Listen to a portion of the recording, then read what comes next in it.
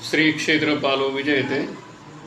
अनेकदा विचारणा होते, गर्भवती स्त्रीला भगवान श्री कालभैरवनाथांची उपासना साधना करता येते का? तर निश्चितपणे करता येते आणि करायला पाहिजे।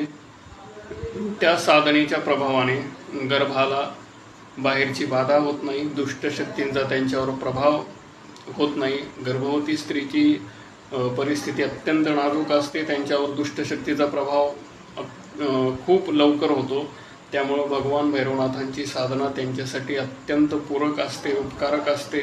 तर ही साधना त्यांचा मंत्र जप ज्या सोयीस्कर आसनामध्ये बसता येते त्यांना, खुर्चीवर बसून खाली, त्या पद्धतीमध्ये शक्य तेवढा मंत्र जप करायचा। भगवान कालभैरवाष्टकनं अभिमंत्रित जल ग्रहण करायचं दररोज शक्य असेल तर, आणि वरद स्तोत्राचा पाठ करायचा। या पद्धतीनं तुम्ही तुमच्या भौतिक संरक्षक कवच बनवू शकता, जेणेकरून तुम्हाला आणि तुमच्या गर्भाला काहीही धोका राहणार नाही आणि प्रसूती व्यवस्थित होते। भगवान श्री कालभैरव हे क्षेत्रपाल आहेत, ते प्रत्येक गोष्टीचं रक्षण करतात। तसं गर्भावस्थेमध्ये गर्भाचं आणि तुमचंही रक्षण करतात। रामकृष्ण हरी।